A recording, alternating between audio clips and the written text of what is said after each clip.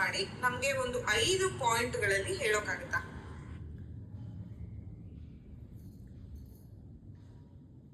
ಈ ಗುಣತ್ರಯಗಳು ಅಂತಿದೆ, ತಮಸ್ಸು, ರಜಸ್ಸು, ಸತ್ವ. ಈ ಭೂಮಿ ಮೇಲೆ ಇರೋವರೆಗೂ ಈ 3 ಗುಣನ ಹೊರತು ಇರೋಕ್ಕಾಗಲ್ಲ. ಈ 3ರಲ್ಲೇ ನಮ್ಮ ಜೀವನ. ಆದರೆ ನಮಗೊಂದು ಅವಕಾಶ ಇದೆ. ಈ 3 ಗುಣಗಳನ್ನು ಆದಷ್ಟು ಸಮತೋಲನ ಮಾಡ್ತಾ ಮಾಡ್ತಾ 4ನೇ ಗುಣ ಒಂದು ನಮ್ಮಲ್ಲೇ ಒಂದು ಹುಟ್ಕೊಳ್ಳುತ್ತೆ. ಆ ಗುಣ ವಿವೇಕದಲ್ಲಿ ಇದ್ದಾಗ, ಪ್ರಜ್ಞೆ ಇದ್ದಾಗ, ನಾವು ಜಾಗೃತವಾಗಿದ್ದಾಗ, ನಾವು ಇಂಟ್ರೋಸ್ಪೆಕ್ಟ್ ಮಾಡಿಕೊಂಡಾಗ, ನಮ್ಮನ್ನು ನಾವು ತಿಳ್ಕೊಳ್ತಾ ಇದ್ದಾಗ, ನಮ್ಮ ಆಂತರ್ಯದ ಶಕ್ತಿ ಅನುಭವಕ್ಕೆ ಬಂದಾಗೆಲ್ಲ will be in the 4th state of consciousness. ಆ ಎಕ್ಸ್ಪೀರಿಯನ್ಸ್ನ ನಾವು ಕೂಡ ಹಾಕ್ಕೊಂಡು ಹೋಗ್ತಾ ಇದ್ದರೆ, ಈ ಗುಣಗಳನ್ನು ನಾವು ಇವಾಗ ತಮೋ ಗುಣ ಅಂತ ಇಟ್ಕೊಳ್ಳಿ. ತಮೋ ಗುಣ ಏನು ಕೆಟ್ಟದ್ದಲ್ಲ. ತಮೋ ಗುಣ ಅಂದ್ರೇ ನಮ್ಮಲ್ಲಿ ಒಂದು ರೀತಿ ಜಡ, ಅದು ನಮ್ಮಲ್ಲಿ ಇದೆ. ಆ ಮೊಮೆಂಟಲ್ಲಿ ನಮಗೆ ತಕ್ಷಣ ಅರಿವಿಗೆ ಬರುತ್ತೆ. ಯಾವಾಗ ನಮಗೆ 4ನೇ ಅವಸ್ಥೆ, 4ನೇ ಗುಣ ಎಲ್ಲವೂ ಮೀರಿದ್ದು, ಎಲ್ಲವೂ ಸೇರಿದ್ದು, ಆ ಅನುಭವ ಯಾವಾಗ ನಮಗೆ ಬುದ್ಧಿನಲ್ಲಿ ಸಿಗುತ್ತೋ, ಆ ಪ್ರಜ್ಞೆಯಲ್ಲಿ ಸಿಗುತ್ತೋ, ಆವಾಗ ನಮಗೆ ತಮಸ್ಸು ಜಾಸ್ತಿ ಇದ್ದಾಗ ನಮಗೆ ಎಚ್ಚರ ಆಗುತ್ತೆ. ನಮ್ಮ ಬಾಡಿ ಇರ್ಬೋದು, ಮೈಂಡ್ ಇರ್ಬೋದು, ಯಾವುದೋ ಒಂದು ಲೆವೆಲಿಂದ ಒಂದು ಕಾಷನ್, ಒಂದು ಅಲಾರಮ್ ಥರ ನೋ ಅಂತ ಬರುತ್ತೆ. ಅವೇರ್ನೆಸ್ನಲ್ಲಿ ನಮಗೆ ಒಳಗಿಂದ ಗುರು ಎಚ್ಚರಿಕೆ ಕೊಟ್ಟಂಗೆ ಆಗುತ್ತೆ. ಆಗ ನಮ್ಮ ಗುಣ ತಮಸ್ಸು ಬದಲಾಗತ್ತೆ, ತಮಸಿಕ್ ಸತ್ವ ಉಂಟಾಗತ್ತೆ. ಹಾಗೆ ರಜಸ್ಸು ಕೂಡ ಕೋಪತಾಪಗಳು ಬಂದಾಗ ಅರಿವಾಗತ್ತೆ. ಆಗ ನಿಧಾನವಾಗಿ ಅದು ನಾವು ಆಕ್ಸೆಪ್ಟ್ ಮಾಡ್ತೀವಿ, ಅಥವಾ ಅದನ್ನು ಮೀರಿ ಹೋಗ್ತೀವಿ, ಅಥವಾ ಕಂಟ್ರೋಲ್ ಮಾಡ್ತೀವಿ. ಏನೋ ಒಂದು ಕ್ವಾಲಿಟಿ ಅಲ್ಲಿ ಬರುತ್ತೆ. ಹಾಗೆ ಸತ್ವಗುಣವೂ ಅಷ್ಟೆ. ಸತ್ವಗುಣ ನಮಗೆ ಅರಿವಾದಾಗ ಅದನ್ನು ಹೇಗೆ ರಿಟೈನ್ ಮಾಡೋದು, ಸಸ್ಟೈನ್ ಮಾಡೋದು, ಅದರ ಕನ್ಸಿಸ್ಟೆನ್ಸಿ, ಅದನ್ನು ಎನ್ಹ್ಯಾನ್ಸ್ ಮಾಡೋದು ಹೇಗೆ, ಅದರಿಂದ ಇದೆರಡನ್ನ ಕಂಟ್ರೋಲ್ ಮಾಡೋದು ಹೇಗೆ, ಈಕ್ವಾನಿಮಿಟಿ ಹೇಗೆ, ಎಲ್ಲ ನಮಗೆ ತನ್ನಷ್ಟಕ್ಕೆ ತಾನೇ ಬರುತ್ತೆ ಆ ಗುಣ. ಅದರಿಂದ ಇಂಥದೇ ಗುಣ ಅಂತಲ್ಲ, 2 ಗುಣ ಇರೋದು. ಒಂದು ದೈವಿಕ ಗುಣ, ಒಂದು ರಾಕ್ಷಸ ಗುಣ. ತಮೋ ರಜಸ್ಸು ಸತ್ವದ ಒಂದು ಸ್ಥಿತಿನಲ್ಲಿ ನಾವು ರಾಕ್ಷಸರು ಆಗ್ಬೋದು, ಪ್ರಾಣಿಗಳು ಆಗ್ಬೋದು, ಮನುಷ್ಯರು ಆಗ್ಬೋದು, ದೇವರು ಆಗ್ಬೋದು. ಈ ಸತ್ವ ಗುಣ ಸಂಪನ್ನವಾಗೋದು ಅಂತ ಆವಾಗ ನಮ್ಮಲ್ಲಿ ಏನೇ ನಾವು ಮಾಡ್ತಾಯಿದ್ರು, ಒಂದು ಫ್ರೆಂಡ್ಶಿಪ್ ಆಗಲಿ, ಅದರಲ್ಲಿ ಒಂದು ಸತ್ವ ಭರಿತವಾದ ದೈವತ್ವ ತುಂಬಿರುತ್ತೆ. ಅಥವಾ ಬೇರೆ ಒಂದು ಸಂಬಂಧಗಳಲ್ಲಾಗಲಿ ಒಂದು ದೈವತ್ವ ಕಾಣಿಸ್ಕೊಳ್ಳುತ್ತೆ. ಯಾವ ಒಂದು ಪಾತ್ರಕ್ಕೂ ನಾವು ಅಂಟ್ಕೊಳ್ಳೋದಿಲ್ಲ. ಪಾತ್ರನ ಮಾಡಬೇಕಾದ್ರೆ ನಮಗೆ ಅರಿವಿರುತ್ತೆ. ಇಂಥದ್ದೆಲ್ಲ ಕೆಲವು ಗುಣಗಳಿದೆ. ಅದನ್ನು ಅದೆಷ್ಟೂ ಈ ಪ್ರಾಕ್ಟೀಸ್ ಮಾಡೋದು ಅಂತಾರೆ. ಪ್ರಾಕ್ಟೀಸ್ ಮಾಡಿದಾಗ ನಾವು ಅನುಷ್ಠಾನ ಮಾಡಿದಾಗ ಭಗವದ್ಗೀತೆಯನ್ನು ನಮ್ಗೆ ಅಲ್ಲಲ್ಲೇ ಉತ್ತರ ಸಿಗ್ತಾ ಇರುತ್ತೆ. ಅದ್ರ ಮೇಲೇ ನಾನು ಮಾತಾಡೋದಾಗಲಿ, ಇರೋದಾಗಲಿ, ನಡ್ಕೊಳ್ಳೋದಾಗಲಿ, ಅದರ ಒಂದು ಬೆಳಕಲ್ಲಿ ನಡೆಯೋದಾಗಲಿ, ಇದು ನಾನು ಇಷ್ಟಪಡ್ತೀನಿ. ಹಾಗೆ ಎಲ್ಲರೂ ಕೂಡ ಆ ಥರ ನಡಿಬೇಕು ಅನ್ನೋದು ಅಪೇಕ್ಷೆ ಬರುತ್ತೆ ಆ ಗುಣದಲ್ಲಿ.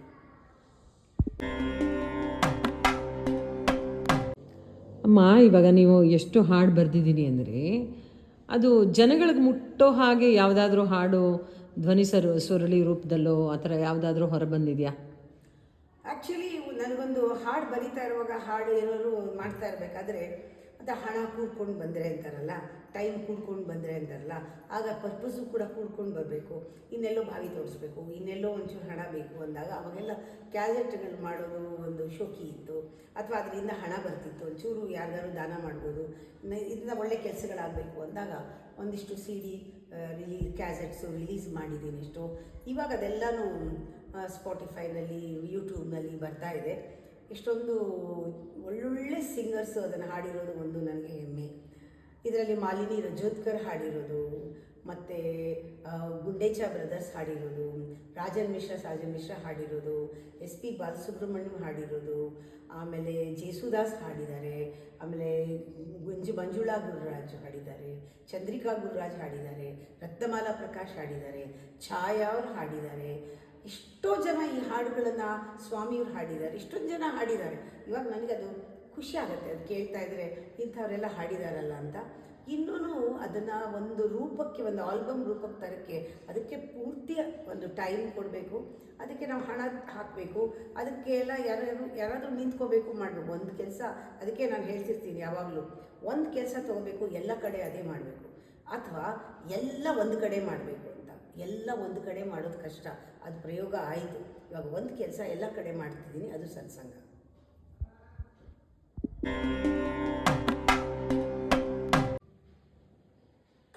ಅಮ್ಮ, ನೀವು ಎಷ್ಟು ಹಾಡುಗಳನ್ನ ಬರ್ದಿದ್ದೀರಾ?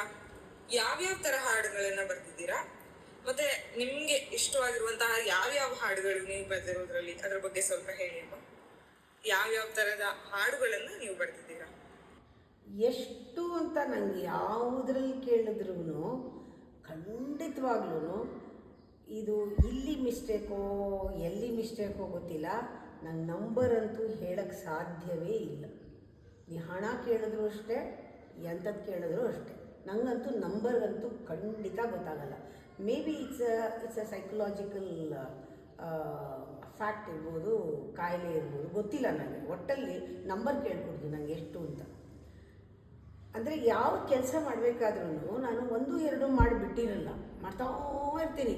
ಒಂದು ಕನ್ಸಿಸ್ಟೆನ್ಸಿ, ಒಂಥರ ಮಾಡೋಕ್ಕೆ ಶುರು ಮಾಡಿದ್ರೆ ಇವತ್ತಿಗೂ ನನಗೆ ಬುದ್ಧಿ ಬಂದಾಗಿಂದ ನಾನು ಹಾಡು ಬರಿತಾ ಇದ್ದೀನಿ. ಈಗ ಕೂತ್ಕೊಂಡ್ರೆ ನೀನು ಬರಿ ಅಂದರೆ ಒಂದು ಹಾಡು ಬರುತ್ತೆ. ಕಣ್ಣು ಮುಚ್ಕೊಂಡ್ರೆ ಒಂದು ಭಾವ ಒಂದು ಲೈನ್ ಭಾವ ಬಂದರೆ ಅದೊಂದು ಹಾಡಾಗುತ್ತೆ. ನಿಜವಾಗ್ಲೂ ಅನಿಸುತ್ತೆ, ನಾನು ನನ್ನ ಲೈಫ್ ಟೈಮ್ನಲ್ಲಿ ಈ ಭಗವದ್ಗೀತೆ ಓದೋದು, ಕ್ಲಾಸ್ ಮಾಡೋದು, ಈ ಟೆಕ್ನಿಕ್ ಮಾಡು, ಆ ಟೆಕ್ನಿಕ್ ಮಾಡು, ಜನಗಳ ಜೊತೆ ಸತ್ಸಂಗ ಮಾಡು, ಊರೆಲ್ಲ ಓಡಾಡು, ಇದಿಲ್ಲದೆ ಬರೀ ಇದನ್ನೇ ಮಾಡ್ತಿದ್ರೆ ನನ್ನ ಲೈಫೇ ಬೇರೆ ಆಗ್ಬಿಟ್ಟಿರೋದೇನೋ. ಅದಕ್ಕೆ ನಾನು ಫೋಕಸ್ ಮಾಡಿಬಿಟ್ಟಿದ್ರೆ ಇಷ್ಟೊತ್ತಿಗೆ ಬೇರೆ ಏನೋ ಆಗೋದು. ಅಷ್ಟೊಂದು ಒಳಗಡೆ ಕುದಿತಾ ಇರುತ್ತೆ ಭಾವನೆಗಳು, ಒಂಥರ ಆವಿ ಆಗ್ತಾ ಇರುತ್ತೆ, ಬರ್ತಾ ಇರುತ್ತೆ. ಯಾವುದಾದ್ರೂ ಸಬ್ಜೆಕ್ಟ್ ಇರ್ಬೋದು, ಇಂಥದ್ದು ಹಾಡಬೇಕು, ಇಂಥದ್ದು ಇರಬೇಕು ಅಂದರೆ ಅದು ಬರುತ್ತೆ. ನನಗೆ ತುಂಬ ಇಷ್ಟ ಆಯಿತು ಚಿಕ್ಕವಳಿದ್ದಾಗ, ಈ ಫಿಲ್ಮ್ ಎಲ್ಲ ನೋಡ್ತಾ ಇದ್ದಾಗ ಎನಿ ಸಿಚುಯೇಷನ್ ಕೊಡಿ ನಾನು ಹಾಡು ಬರೀತೀನಿ ಅನ್ನೋದು ಒಂದು ತಾಕತ್ತು ನನಗಿತ್ತು. ಆಮೇಲೆ ಬರ್ತಾ ಬರ್ತಾ ಫೀಲ್ಡೇ ಬೇರೆ ಆಗೋಯ್ತಲ್ಲ, ಅದಕ್ಕೆ ಆ ಕಡೆ ಗಮನ ಕೊಡದೇ ಇದ್ದರೂ ಒಳಗಡೆ ಆ ದಾಹ ಇವತ್ತಿಗೂ ಇದೆ, ಅವತ್ತೂ ಇತ್ತು, ಯಾವತ್ತೂ ಇದೆ. ಹಾಡು ಬರೆಯೋದ್ರಲ್ಲಂತೂ ಹಾಡು ಬರೆಯೋದು ಏನು, ಹಾಡು ಬರುತ್ತೆ, ಕೂತ್ಕೊಂಡು ಸಾಕು, ಅದು ಬರುತ್ತೆ. ಹಾಗೇನೆ ಒಂದು ಟ್ಯೂನ್ ಬರುತ್ತೆ, ಒಂದು ಹಾಡು ಬರುತ್ತೆ, ಬರಿತಾ ಬರ್ತೀನಿ. ಒಂಥರ ಎಷ್ಟೆಷ್ಟು ಚೆನ್ನಾಗಿರೋದು ಬರುತ್ತೆ. ಆಮೇಲೆ ನಾನೇ ಒಬ್ಬಳೇ ಎಂಜಾಯ್ ಮಾಡ್ತೀನಿ, ಒಬ್ಬಳೇ ಹೇಳ್ಕೊಳ್ತೀನಿ, ಒಬ್ಬಳೇ ಡ್ಯಾನ್ಸ್ ಮಾಡ್ಕೋತೀನಿ, ಒಬ್ಬಳೇ ಕುಣ್ಕೋತೀನಿ. ಯಾರಾದ್ರೂ ಸ್ವಲ್ಪ ಹಾಡ್ತಾರೆ, ನಾನಂತೂ ಹಾಡೋಕ್ಕೆ ಬರಲ್ಲ, ನಾನು ಖಂಡಿತ ಹಾಡಲ್ಲ. ಆದ್ರೂ ನನಗೆ ಚೆನ್ನಾಗಿ ಹಾಡನ್ನು ಎಂಜಾಯ್ ಮಾಡೋದು, ಎಲ್ಲಿ ತಪ್ಪು ಎಲ್ಲಿ ಸರಿಗಿದೆ ಅಂತ ತಿಳ್ಕೊಳ್ಳೋಷ್ಟು ಆ ಪರಮಾತ್ಮ ಜ್ಞಾನ ಕೊಟ್ಟಿರೋದ್ರಿಂದ ಯಾರಾದರೂ ಒಂಚೂರು ಹಾಡೋರಿದ್ದರೆ, ಅವ್ರು ಏನಾದರೂ ಆಗಿರ್ಬೋದು, ಅವರು ಸಂಗೀತಗಾರರೇ ಬೇಡ, ತಕ್ಷಣ ನಾನು ಹಾಡು ಕೊಟ್ಬಿಟ್ಟಿದ್ದೀನಿ, ಹಾಡಿ ಹೊಸ ಹಾಡು ಬರ್ಕೊಡ್ಲಾ, ಇದನ್ನು ಹಾಡಿ, ಅವ್ರ ಜೊತೆನೇ ಸೇರ್ಕೊಂಡು ಹಾಡು ಬರೋದು, ಹಾಡಿಸೋದು. ಇದು ಒಂದು ನನ್ನ ಹಾಬಿ ಜೊತೆಲಿ ನನ್ನ ನೇಚರ್ ಅದು. ನಂಗೆ ಹಾಡ್ತಾ ಇದ್ದರೆ ನನ್ನ ಒಳಗಡೆ ಒಂದು ಆನಂದದ ಲಹರಿ ಹೇಳ್ತಾ ಇರುತ್ತೆ. ಇದು ಗ್ರೇಟ್ ಮೆಡಿಟೇಷನ್, ಇದಕ್ಕಿಂತ ಬೇರೆ ಮೆಡಿಟೇಷನ್ ಅಲ್ಲ ಅನಿಸ್ಬಿಡುತ್ತೆ. ಹಾಡ್ತಾ ಇರುವಾಗ, ಹಾಡು ಬರಿತಾ ಇರುವಾಗ, ಹಾಡಿಸ್ತಾ ಇರುವಾಗ, ಚೆನ್ನಾಗಿ ಹಾಡೋದನ್ನು ಕೇಳ್ತಾ ಇರುವಾಗ, ಅದರಲ್ಲೂ ಭಾವಗೀತೆಯಲ್ಲಿ ಮುಳುಗೋಗ್ತೀನಿ. ಅದರಿಂದ ನಾನು ಎಷ್ಟು ಹಾಡು ಬರ್ದೇನು ಗೊತ್ತಿಲ್ಲ. ಡೈರಿ ಸಿಕ್ತು, ಬರಿತಾ ಇರು, ಹರಿತಾ ಇರು, ಹೇಳ್ತಾ ಇರು, ಕೊಡ್ತಾ ಇರು. ಯಾರು ಎಷ್ಟೆಷ್ಟು ಕೊಟ್ಟಿದ್ದೀನೋ ಆ ಡೈರಿಗಳು ಯಾವುದು ಲೆಕ್ಕಕ್ಕೆ ಇಲ್ಲ. ತೊಗೊಂಡವರು ಹಾಡ್ತೀವಿ ಅಂತ ತೊಗೊಂಡು ಹೋಗ್ತಾರೆ, ಆಮೇಲೆ ಕಳೆದೋಯ್ತು ಅಂತಾರೆ. ಹಾಗೆ ಕಳೆದೋಗಿದೆ, ಹಾಡಿದ್ದಾರೆ, ನನಗೆ ಗೊತ್ತೇ ಇಲ್ಲದೆ ಹಾಡುಗಳೆಲ್ಲ ಎಷ್ಟೋ ಫೇಮಸ್ ಆಗಿದೆ ನಾ ಬರೆದಿರೋದು, ಆದರೆ ನನಗೆ ಗೊತ್ತೇ ಇಲ್ಲ ಅದು ಯಾರು ಅದನ್ನು ಹೇಳಿದ್ರೋ, ಯಾರು ಅದನ್ನು ಸಂಗೀತ ನಿರ್ದೇಶನ ಮಾಡಿದ್ರೋ ಅನ್ನೋದು ಗೊತ್ತಿಲ್ಲ. ಬಟ್ ಹಾಡುಗಳು ನಾನು ಬರೆದಿದ್ದೇನೆ, ಎಷ್ಟೋ ನಾನು ಕೇಳಿದ್ದೀನಿ, ಅದು ಖುಷಿಯಾಗಿದೆ. ಹೇಗೋ ಜನರಿಗೆ ತಲುಪಿದೆ. ಅದು ತುಂಬ ಹಾಡಿನ ಹುಚ್ಚಿದೆ, ಇವತ್ತೂ ಇದೆ, ಅದು ಯಾವತ್ತೂ ಇರುತ್ತೆ. ಆ ಥರ ಲೆಕ್ಕ ಇಲ್ಲ. ಹಾಡು ಅನ್ನೋದು ಅದು ಒಂಥರ 4 ಚೌಕಟ್ಟಲ್ಲಿ ಬರೆಯೋದಲ್ಲ. ಅದು ಎಲ್ಲ ಯಾವಾಗಲೂ ಹರಿತಾ ಇರೋ ಒಂದು ಥರ ಗಂಗಾ ನದಿ ಪ್ರವಾಹದ ಥರ. ಅದು ಆ ಭಾವನೆಗಳ ಪ್ರವಾಹ. ಅದು ಒಂಥರ ನನ್ನನ್ನು ಶುದ್ಧ ಮಾಡುತ್ತೆ, ಆಮೇಲೆ ನನ್ನನ್ನು ಪರೀಕ್ಷೆ ಮಾಡುತ್ತೆ, ನನ್ನನ್ನು ಬೆಳೆಸುತ್ತೆ, ಎಲ್ಲ ಮಾಡುತ್ತೆ. ನಾನು ಎಷ್ಟೋ ಸತಿ ಏನೋ ಹೇಳಬೇಕಾದನ್ನು ಹಾಡು ಥರ ಹೇಳ್ತಾ ಇರ್ತೀನಿ, ರಾಗ ಹಾಕಿ ಹೇಳ್ತಾ ಇರ್ತೀನಿ. ಎಷ್ಟೋ ಸತಿ ಪದ್ಯ ಗದ್ಯ ಆಗ್ತಾ ಇರುತ್ತೆ, ಗದ್ಯ ಪದ್ಯ ಆಗ್ತಾ ಇರುತ್ತೆ. ಅದಕ್ಕೆ ಯಾವುದೂ ಈ ಥರ ಅಂತ ಚೌಕಟ್ಟಲ್ಲಿ ಉತ್ತರ ಕೊಡೋಕ್ಕಾಗಲ್ಲ.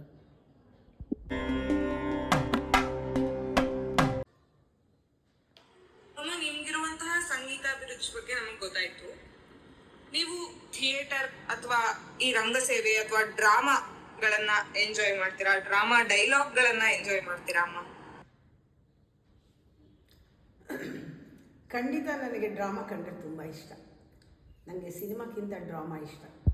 ಅಕಸ್ಮಾತ್ ಒಳ್ಳೆ ಸಿನಿಮಾ ಇದ್ದರೆ ಅಲ್ಲಿ ನಿರ್ದೇಶಕರು ಯಾವ ರೀತಿ ನಿರ್ದೇಶನ ಮಾಡಿರ್ತಾರೆ, ಈ ಥರ ಮಾಡ್ಬೋದಾಗಿತ್ತು, ಈ ಥರ ಮಾಡ್ಬೋದಾಗಿತ್ತು ಅಂತ ನನಗೆ ಒಂಥರ ಕ್ರಿಟಿಸಿಸಮ್ ಅಥವಾ ವಿಶ್ಲೇಷಣೆ ಅದೆಲ್ಲನೂ ತುಂಬ ಮಾಡೋದು ಇಷ್ಟ ಮೊದಲಿಂದನೂ. ಹೀಗೆ ಮಾಡಿದರೆ ಚೆನ್ನಾಗಿರೋದು, ಹೀಗೆ ಮಾಡ್ಬೋದೇನೋ, ಮುಂದೆ ಅವರು ಪರಿಕಲ್ಪನೆ ಹೀಗಿರ್ಬೋದೇನೋ, ಹೀಗೆ ಮಾಡಿದರೆ ಚೆನ್ನಾಗಿರುತ್ತೆ, ಈ ಥರ ಆ ಕ್ಯಾರೆಕ್ಟರ್ನ ಯಾವ ರೀತಿ ಅವರು ತೊಗೊಂಡು ಬಂದಿದ್ದಾರೆ, ಇದೆಲ್ಲ ತುಂಬ ತಲೆ ಓಡಿಸಿ ಇಷ್ಟಪಡ್ತೀನಿ ಅರ್ಥ ಮಾಡ್ಕೊಳ್ಳೋಕ್ಕೆ. ನನಗೆ ಡೈಲಾಗ್ ಬರೆಯೋದು ಭಾಳ ಇಷ್ಟ. ನಾನು ಅಂದ್ಕೊಳ್ತೀನಿ ಇಷ್ಟೊಂದು ಸತಿ ನನ್ನ ಬಾಯಿಂದ ಬಂದ ತಕ್ಷಣ ಅಯ್ಯೋ ಇದು ಯಾವ್ದಾದ್ರು ಫಿಲ್ಮ್ನಲ್ಲಿ ಡೈಲಾಗ್ ಆಗಿದ್ದರೆ, ಅಕಸ್ಮಾತ್ ಕಾಮಿಡಿನಲ್ಲಿ ಅಯ್ಯೋ ಇದು ಡೈಲಾಗ್ ಆಗಿದ್ದರೆ ಚೆನ್ನಾಗಿರೋದೇನೋ ಅಂತ. ಆ ಥರ ನನಗೆ ಡೈಲಾಗ್ಸ್ ತುಂಬ ಇಷ್ಟ. ಆಮೇಲೆ ಭಗವದ್ಗೀತೆಯ ಕೃಷ್ಣ ಮತ್ತು ಅರ್ಜುನರ ಒಂದು ಸಂಭಾಷಣೆಯನ್ನು ಪುಟ್ಟ ಮಕ್ಕಳಿಗೆ ಡ್ರಾಮಾ ಮಾಡಿಸೋಕ್ಕೆ ಅಂತ ನಾನು ಡೈಲಾಗುಗಳಿಗೆಲ್ಲ ಕೆಲವೆಲ್ಲ ಬರೆದಿಟ್ಟು ಡ್ರಾಮಾ ಮಕ್ಕಳಿಗೆ ಕ್ಯಾಂಪ್ನಲ್ಲಿ ಮಾಡಿಸಿದ್ದೀನಿ. ಈ ಥರ ಮೊದಲಿಂದನೂ ಡ್ರಾಮಾನಲ್ಲಿ ಪಾರ್ಟಿಸಿಪೇಟ್ ಮಾಡೋದಿಷ್ಟ. ಇಲ್ಲಿ ನನಗೆ ಚಾಯ್ಸ್ ಇರೋದು ಡ್ರಾಮಾಲ್ಲಿ ಸೇರ್ಕೋಬೇಕು ಇಲ್ಲ ಡ್ಯಾನ್ಸಿಗೆ ಸೇರ್ಕೋಬೇಕು ಅಂತ. ಆವಾಗ ಮೇಯ್ನು ನಾನು ಡ್ಯಾನ್ಸ್ ಆರಿಸ್ಕೊಳ್ತಾ ಇದ್ದೆ ಡ್ರಾಮಾಕ್ಕಿಂತ. ಬಟ್ ಡ್ರಾಮಾ ಮಾಡೋದು ಭಾಳ ಇಷ್ಟ. ಡ್ರಾಮಾನಲ್ಲೂ ಏನಾದರೂ ರೋಲ್ ಸಿಕ್ಕರೆ ಮಾಡೋ ಖುಷಿ. ಮೊದಲಿಂದನೂ ಡ್ರಾಮಾ ನೋಡೋಕ್ಕೆ ಭಾಳ ಇಷ್ಟ. ಅದರಲ್ಲೂ ಕೆಲವು ಡ್ರಾಮಾಗಳು ಮತ್ತು ಅಲ್ಲಿ ಕೂತ್ಕೊಂಡು ನೋಡಿದ್ರೇ ಚೆನ್ನ. ಆ ಥರ ಇವಾಗೆಲ್ಲ ಬರ್ತಾ ಬರ್ತಾ ಆ ಥರ ಒಂದು ಚಾನ್ಸ್ ಕಮ್ಮಿ ಆಗಿದೆ. ಬಟ್ ಡ್ರಾಮಾ ನಾನು ಇಷ್ಟಪಡ್ತೀನಿ.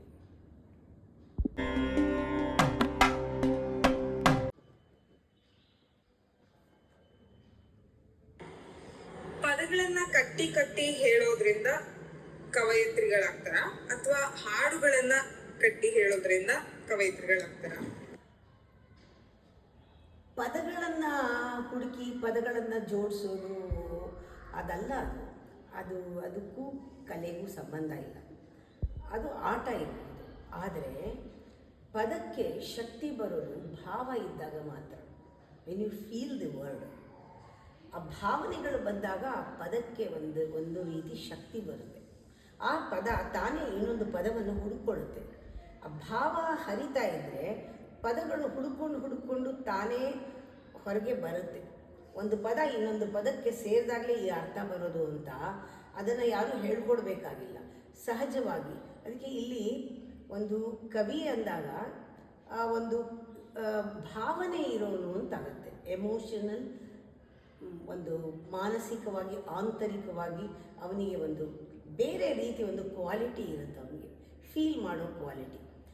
ಇದನ್ನು ನಾವು ಕಲೆ ಅಂತ ಹೇಳ್ತೀವಿ. ಕಲೆ ಅಂದರೆ ಬರೀ ಒಂದು ಆರ್ಟ್ ಅಂತಲ್ಲ, ಅದು ದೇವಿಯ ಒಂದು ಕಲಾ ಸ್ವರೂಪ. ದೇವಿಯನ್ನು ಕಲಾವತಿ, ಕಲಾಲಾಪ, ಕಾವ್ಯ, ಕಾದಂಬರಿ ಇದೆಲ್ಲವೂ ದೇವಿ ಪದ, ಅರ್ಥ, ಭಾವಾರ್ಥ ಮತ್ತು ತಾತ್ಪರ್ಯ ಎಲ್ಲವೂ ಕೂಡ ದೇವಿ ಸ್ವರೂಪ. ಭಾಷೆ ಎಲ್ಲವೂ ಕೂಡ. ಅದರಿಂದ ಅವಳು ಒಲಿಬೇಕು, ಸರಸ್ವತಿ ಒಲಿಬೇಕು ಅಂತಾರಲ್ಲ ಹಾಗೆ ಆ ಪದಗಳು ನಮಗೆ ಒಲಿಬೇಕು. ಅಲ್ಲಿ ಭಾವ ಬರಬೇಕು. ಆಮೇಲೆ ಯಾವುದನ್ನು ಸ್ಪಂದಿಸಬೇಕು. ಯಾವುದನ್ನಾದರೂ ಸ್ಪಂದಿಸದೇ ಇದ್ದರೆ, ಅದು ನಮ್ಮಲ್ಲಿ ಸ್ಫುರಿಸದೇ ಇದ್ದರೆ ಅದೇನು ಬರಲ್ಲ. ಪದ ಜೋಡಿಸಿ ರಿದಮಿಕ್ಕಾಗಿ ಬರೆಯೋದು ಅದೊಂಥರ ಅದು ಹಾಬಿ ಮಾಡಿಕೊಂಡು ಚುಟ್ಕಗಳು ಬರಿಬೋದು, ಅದೆಲ್ಲ ಮಾಡ್ಬೋದು. ಆದರೆ ಅದು ಕಾವ್ಯ ಬರಬೇಕಾದ್ರೆ ವಿಷನ್ ಇರಬೇಕು.